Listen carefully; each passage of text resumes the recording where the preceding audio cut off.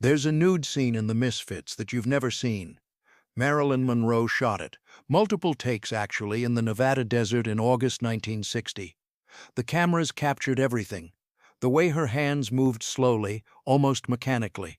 The way her eyes seemed unfocused, distant. The way she swayed slightly between takes, catching herself on the bedpost. But when the film premiered months later, that footage was gone, disappeared from the final cut. Director John Huston claimed it wasn't necessary for the story. But people who were on that set remember something different. They remember a woman so heavily sedated that she had to be woken up for her own nude scene. They remember the makeup artist working on Monroe's face while she slept sitting up. They remember Arthur Miller, her husband and the screenwriter, rewriting pages the night before. And they remember the 10 days in August when Monroe was hospitalized and production shut down completely. So where did that footage go? Why was it really cut? By the time cameras rolled in that unforgiving desert, 3 people were actively destroying themselves on camera. Monroe with her barbiturates, Montgomery Clift with his own addictions, and John Huston with his gambling compulsion. Clark Gable was the only professional left standing. And Arthur Miller? He was rewriting obsessively every single morning, as if he could somehow script a better ending for his real-life marriage by controlling his wife's fictional dialogue. The film's title referred to wild mustangs being captured in the Nevada desert, beautiful free creatures being trapped and broken. But everyone on that set knew what the Misfits really meant. They just couldn't say it out loud while Marilyn Monroe was still alive. If you're watching this documentary, please consider subscribing to our channel. We're dedicated to uncovering the untold stories behind Hollywood's golden age. Arthur Miller started writing The Misfits in 1957 as a gift to Marilyn Monroe. The Pulitzer Prize-winning playwright wanted to prove his wife wasn't just a blonde bombshell, but a real actress capable of profound depth. The character he created, Rosalind Tabor, was a recently divorced woman searching for meaning in harsh Nevada. Vulnerable but strong, damaged but hopeful, Miller poured everything he knew about Monroe into that character: her fear of abandonment, her desperate need to be taken seriously, her bottomless empathy. He wrote scenes where Rosalind saves a dog from abuse, weeps over wild horses being rounded up for slaughter, stands up to hardened cowboys. It was Arthur Miller's love letter to Marilyn Monroe in screenplay format. But something happened between writing and filming. By July 1960, that love letter had curdled. Miller and Monroe's marriage was disintegrating.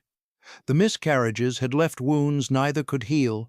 Miller was frustrated by Monroe's growing pill dependency and chronic inability to show up on time.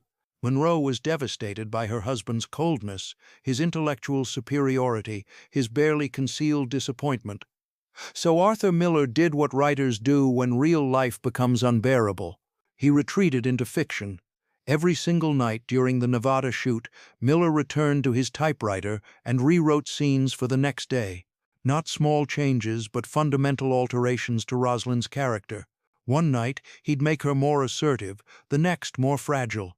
Script pages would arrive at Monroe's hotel room every morning at 7, completely new dialogue she'd have to memorize for scenes she thought she'd already prepared.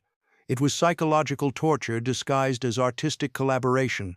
Monroe would sit in her trailer, barbiturate still clouding her system, trying to make sense of pages that contradicted everything she'd been told about her character.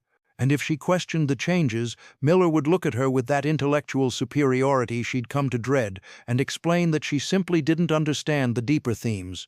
The subtext was clear. He was the Pulitzer Prize-winning genius. She was just the actress who needed to say his words. Clark Gable noticed it first. The legendary star, 60 years old and months from his own death, watched Monroe struggle through endless takes with Miller's overnight rewrites while her husband stood behind the camera silently judging. Gable had worked with everyone from Joan Crawford to Vivien Leigh over 30 years. He recognized when a writer was using a film to work out personal grievances at an actor's expense. He tried to shield Monroe, insisting on simpler blocking, suggesting they stick with yesterday's version instead of implementing Miller's latest revision. But Gable's influence only went so far. Arthur Miller was the screenwriter, and in 1960 the writer was God, especially when married to the star. What made the Misfits truly unbearable wasn't just emotional warfare, it was the physical setting. Nevada's Black Rock Desert in July and August reaches 104 degrees Fahrenheit. The production had chosen the location for its stark beauty, the endless horizons that would make the Mustang sequences visually stunning. But that beauty came at a brutal cost. The heat was relentless, inescapable. By noon, the metal equipment was too hot to touch with bare hands. Crew members were collapsing from heat exhaustion. The makeup on actors' faces would literally melt between takes, running down their necks in streams of beige liquid. Nobody prepared for what shooting in that heat would do to a leading lady barely holding herself together. Marilyn Monroe had used barbiturates for years, Nembutal, Seconal, phenobarbital, whatever doctors prescribed for sleep and anxiety. By 1960, she wasn't using recreationally. She was physically dependent, needing increasingly higher doses just to function. The Nevada heat amplified everything. Dehydration made the pills hit harder and last longer. Exhaustion made her need them more. She'd take pills to sleep, pills to wake up, pills to calm down before a take, pills to get through the afternoon when the heat made her dizzy and nauseous. Paula Strasberg, Monroe's acting coach, tried to manage the situation. She'd be in Monroe's trailer hours before call time, attempting to wake her up, helping her shower in lukewarm water, making sure she ate something before the makeup artist arrived. But there were mornings when nothing worked. Mornings when Monroe was so unconscious from the previous night's pills that Strasberg would let the makeup artist apply foundation and lipstick while Monroe was literally still asleep, propped up in a chair like a mannequin, head lolling forward. The makeup artist, a veteran of dozens of difficult productions, would work quickly and silently, painting Monroe's face like preparing a corpse for viewing, trying not to think too hard about what she was witnessing. Then they'd try to wake her with coffee, with amphetamines, with cold compresses on her neck and wrists. Sometimes Monroe would snap awake around 9 or 10, disoriented but functional enough to stumble to set. Sometimes it didn't work at all, and the day would be a complete loss, thousands of dollars burned while everyone waited for their star to regain consciousness. John Huston had directed Humphrey Bogart in The African Queen under brutal conditions. He'd managed difficult actors before. But Marilyn Monroe in summer 1960 was beyond his experience. This wasn't temperament, this was medical crisis in slow motion. His solution was adjusting the shooting schedule, pushing call time from dawn to 10 in the morning, hoping those extra hours would give Monroe time to metabolize the previous night's barbiturates. It helped, but not enough. Monroe would still arrive hours late, still forget lines, still need endless takes. And all the while, Arthur Miller would be there with his typewriter, furiously rewriting. August 1960. Production had limped along for 6 weeks, burning through money, watching their leading lady deteriorate. Then Monroe collapsed. Not dramatically on camera. She simply didn't wake up one morning. Paula Strasberg found her unconscious, barely breathing, surrounded by empty prescription bottles. Monroe's skin was cold and clammy. Her pulse was weak and irregular. The local doctor was horrified. Monroe's barbiturate levels were far into overdose territory. Her dehydration was severe, her kidneys struggling. She needed immediate hospitalization in Los Angeles where specialists could treat her. United Artists shut down production immediately, arranged for Monroe to be flown to West Side Hospital on a private medical plane. The shutdown lasted 10 days and cost hundreds of thousands of dollars. In the hospital, Monroe was treated for acute barbiturate intoxication and exhaustion. Doctors slowly reduced her medication over several days, a delicate process of breaking physical dependency without triggering withdrawal seizures that could kill her. They hydrated her intravenously, monitored her heart rhythm constantly, kept her sedated but not unconscious while her body slowly cleared the dangerous levels of medication. It took 3 days before Monroe could speak coherently, another 4 before she could walk without assistance. Monroe insisted the overdose was accidental when she was finally coherent enough to give a statement. She'd just lost track of how many pills she'd taken, hadn't realized she was mixing medications, hadn't understood that the desert heat would make everything more dangerous. Maybe that was true.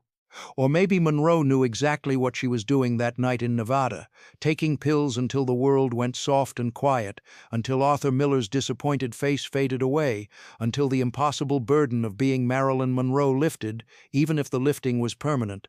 Arthur Miller visited her in the hospital, Crew members who saw him afterward said he looked devastated, watching his marriage die in real time and realizing there was nothing he could do to save it.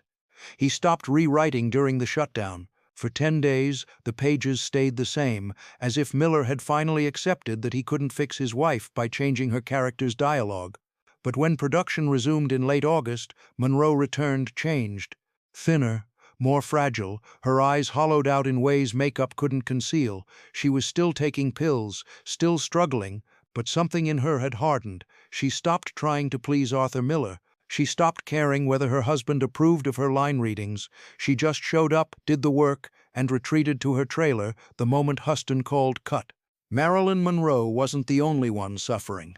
Montgomery Clift, cast as rodeo cowboy Perce Howland, was fighting his own battles. 3 years earlier, a devastating car accident had shattered his face and left him in chronic pain. Multiple reconstructive surgeries put his features back together, but the damage never fully healed. Clift relied on painkillers and alcohol in combinations that should have killed him.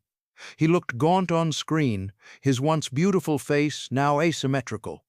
John Huston cast him knowing that visible damage would add authenticity to the character's brokenness. What Huston didn't anticipate was that Monroe and Clift would recognize themselves in each other.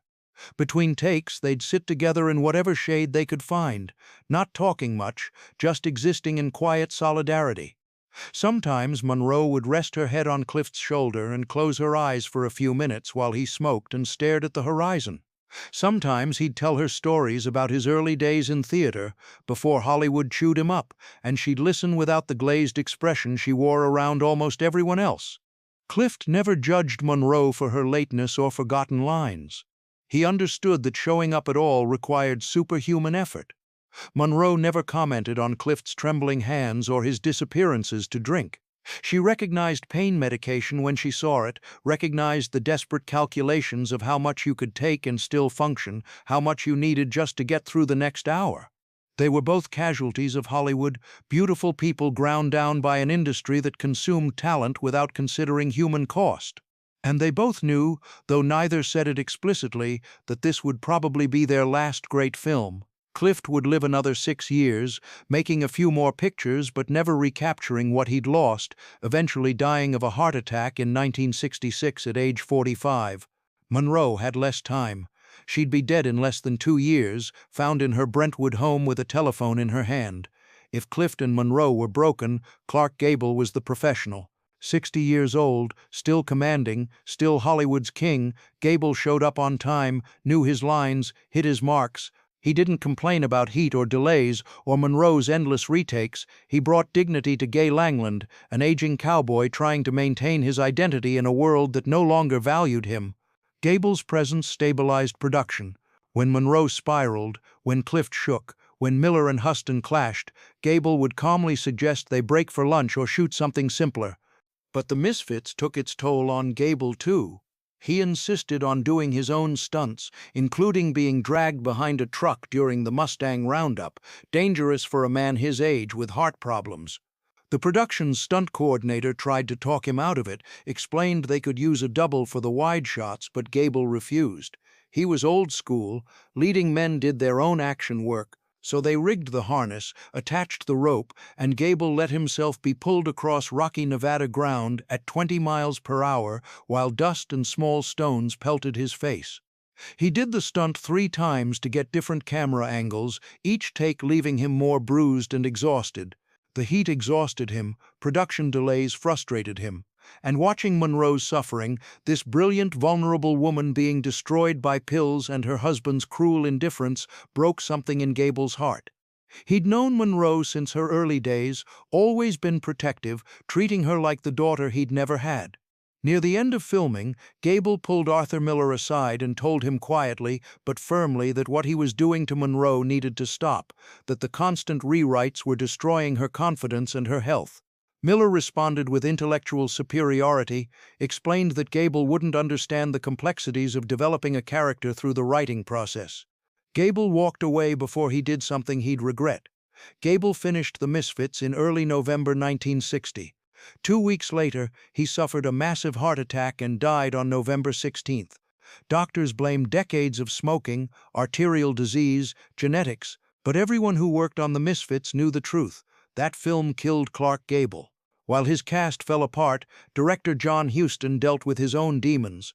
A legendary filmmaker responsible for The Maltese Falcon and The Treasure of the Sierra Madre, Huston was also a legendary gambler who could lose hundreds of thousands in a single night. During the Misfits, he spent evenings at Reno casinos, playing high-stakes poker, burning through money while his film burned through budget.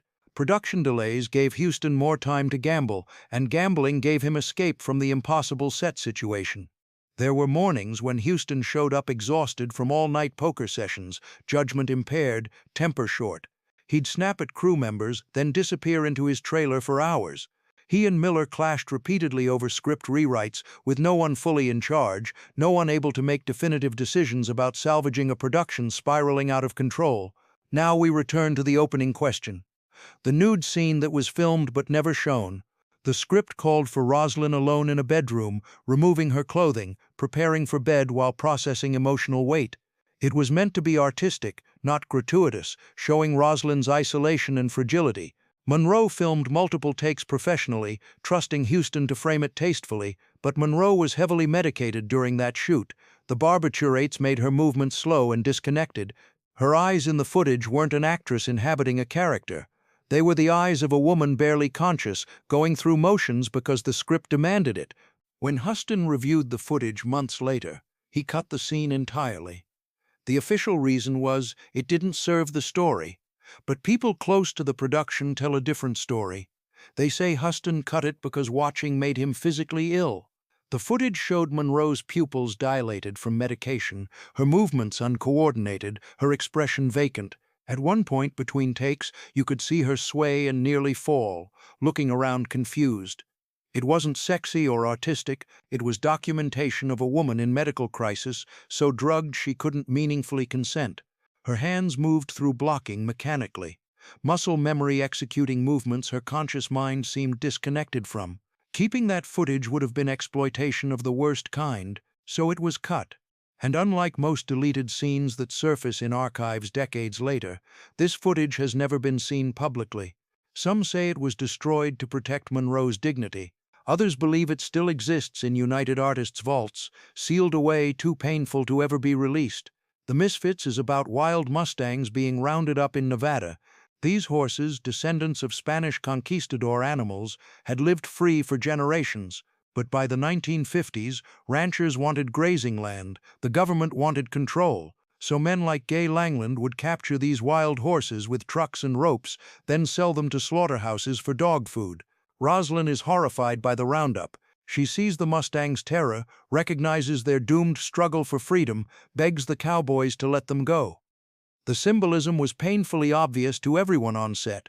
Marilyn Monroe was the Mustang, the beautiful wild creature Hollywood had captured and broken, used and exploited and planned to discard once no longer profitable. Arthur Miller's script made that parallel explicit, but here's the deeper layer nobody wanted to discuss.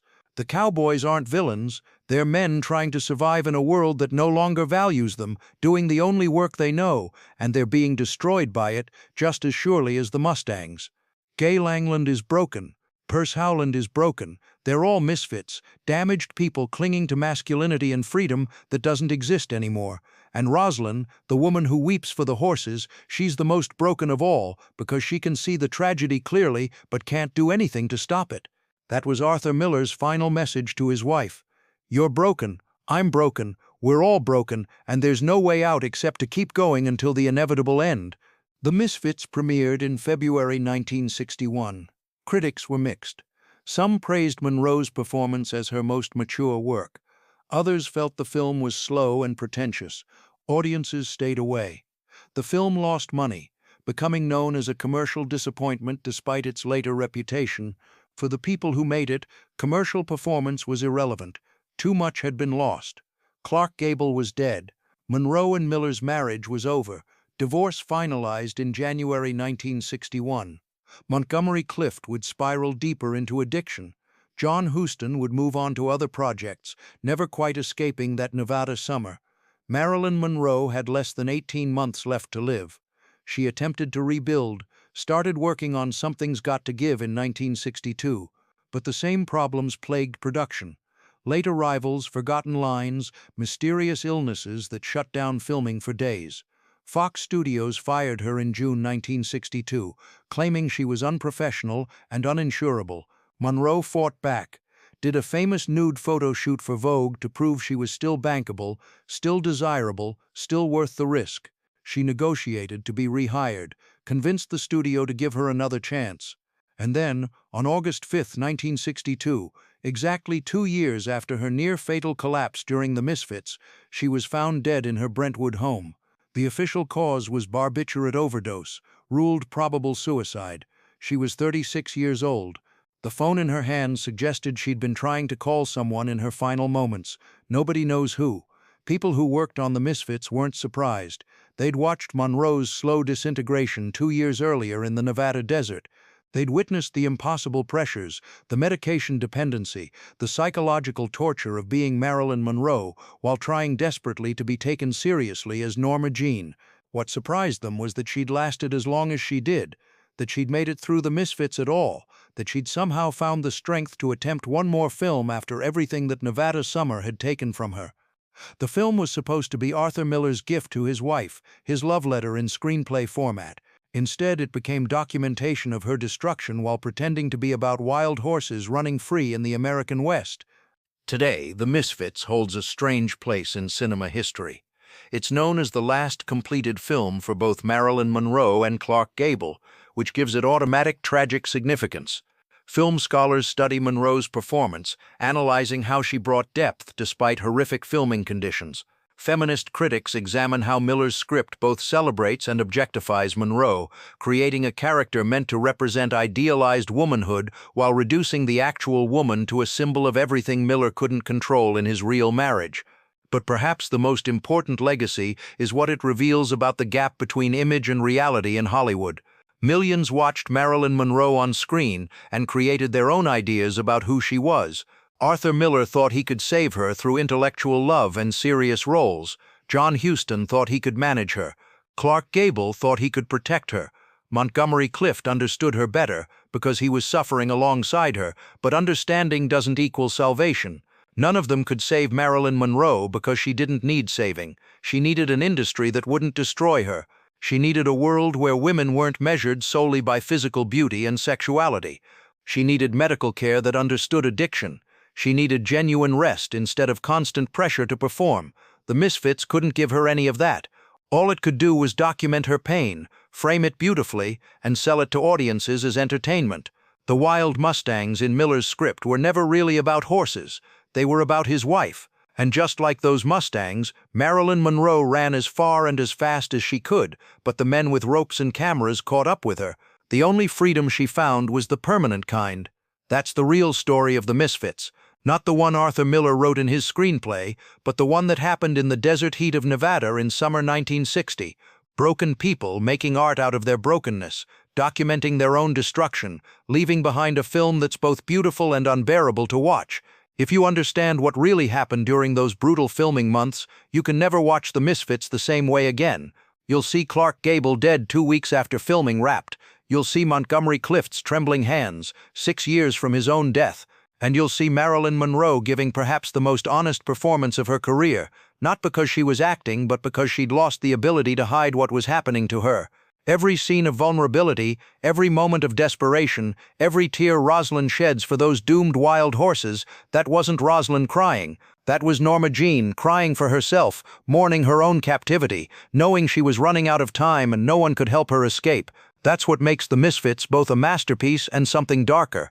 It's Marilyn Monroe's death captured on camera in slow motion, dressed up as a Western drama about cowboys and horses. And the most tragic part, Arthur Miller never understood what he'd done. He thought he was writing a love letter. He never realized he'd written a suicide note.